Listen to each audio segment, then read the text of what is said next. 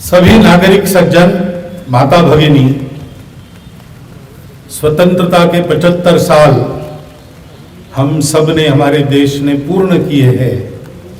इस उपलक्ष्य पर आप सभी को शुभकामनाएं। हमारे लिए गौरव का क्षण है और हमारे लिए संकल्प का भी क्षण है। 15 अगस्त 1947 को हमको स्वतंत्रता मिली। अंग्रेजों से हमने अपने देश को अपने हाथ में ले लिया। यकायक नहीं हुआ है और भारत का इतना बड़ा भूभाग एक राजनीतिक छत्र के नीचे, एक सत्ता के नीचे, अपने स्वयं की सत्ता के नीचे तो शताब्दियों के बाद आया। इस लंबे कालखंड में संपूर्ण देश को ऐसा बनाने की भरसक चेष्टा बहुत लोगों ने की। 1857 के बाद का ही कालखंड देखते हैं तो प्रत्यक्ष शस्त्रास्त्रों के साथ संघर्ष,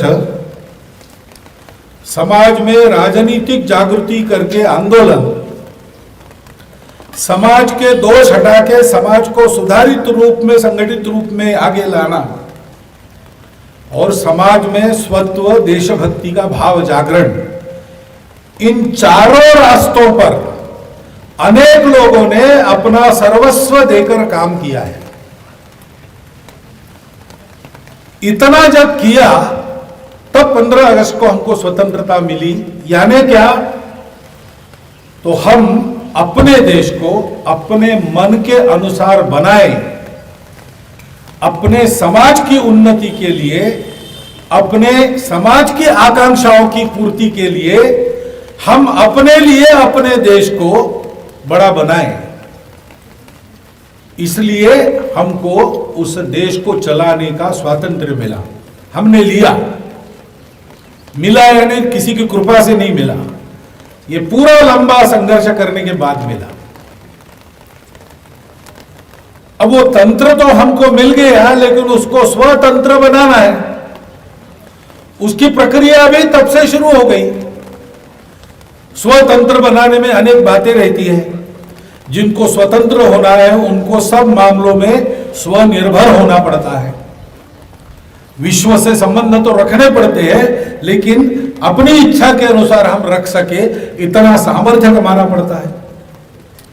जिनको स्वतंत्र रहना है, अपने स्व का तंत्र खड़ा करना है, उनको अपनी सुरक्षा के बारे में एकदम पक्का चाक चौबंद होना पड़ता है और अपने स्व के आधार पर युगानुकूल पुनर्रचना तंत्र की करनी पड़ती है। अपनी संविधान सभा से इस प्रक्रिया का प्रारंभ हुआ।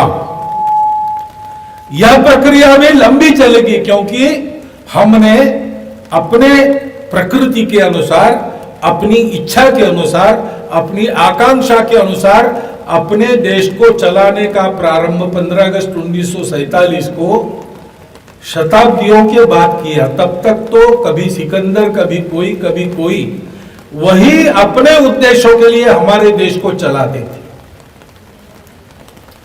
और इसलिए ये लंबी प्रक्रिया चलेगी, उसमें वही परिश्रम, वही त्याग आवश्यक है। हमारे राष्ट्रध्वज बताता है हमको कैसा देश गढ़ना है। वो देश दुनिया में बड़ा होगा तो क्या होगा? तो वो अन्य लोगों पर राज्य नहीं करेगा, डंडा नहीं चलाएगा, वो तो अपने त्याग से दुनिया को गढ़ेगा, दुनिया के हित के लिए त्याग करेगा। इसलिए राष्ट्रध्वज के शीर्षस्थ रंग को हम भगवा रंग कहते, केसरिया, जो त्याग का, कर्म का, प्रकाश का, ज्ञान का रंग है। और ऐसा हम तब कर सकेंगे तब हम अंतर्बाह्य शुचिता युक्त बनेंगे, पवित्र बनेंगे, अपना स्वयं का मन विकारों से ग्रस्त नहीं होगा, शांत होगा। इसलिए दूसरा रंग सफेद है। और यह हम तब कर सकेंगे जब हम अपने देश को पहले खड़ा करेंगे, तो सब प्रकार की समृद्धि का लक्ष्मी जी का प्रतीक हरा रंग उसके बाद में है। और यह सब हम करेंगे बाय हुक और क्रूक, ऐसा अंग्रेज में कहते हैं, ऐसा नहीं। यह हम सब समाज की, मानवता की, पर्यावरण की, सृष्टि की धारणा का धर्म पालन करके करेंगे। इसलिए अपने ध्वज के केंद्र में धर्म चक्र है, अपना धर्म प्रांत देश है। इन बातों को समझकर हमको अपना परिश्रम करना चाहिए। आने वाले दिनों में ऐसा देश खड़ा होते तक हमको कभी ये नहीं पूछना चाहिए कि मुझे क्या मिलेगा, मेरा देश मुझे क्या देता है, मेरा समाज मुझे क्या देता है। यह प्रश्न छोड़ दीजिए, मैं अपने देश को क्या दे रहा हूं, मैं अपने समाज को क्या दे रहा हूं, मेरी उन्नति में मेरे समाज की, देश की उन्नति हो रही कि नहीं, इसका विचार करके ही मैं अपना जीवन जीऊं, इसकी आवश्यकता है। जिस दिन इस संकल्प के साथ हम सब लोग चलना प्रारंभ कर देंगे, दुनिया को आश्चर्य लगेगा, दांतों तले उंगली दबाकर दुनिया देखेगी, इतने गति से हमारा देश सर्व सामर्थ्य संपन्न, समरसता युक्त, शोषण मुक्त ऐसा देश बनकर सारे विश्व को सुख शांति का नया मार्ग दिखलाएगा। इसमें कोई शंका रखने की आवश्यकता नहीं।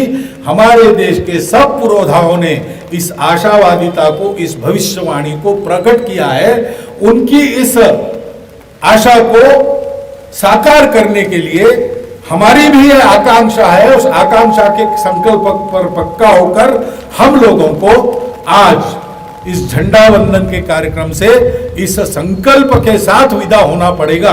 इतना एक स्मरण इस प्रसंग पर मैं आपको देना चाहता हूं।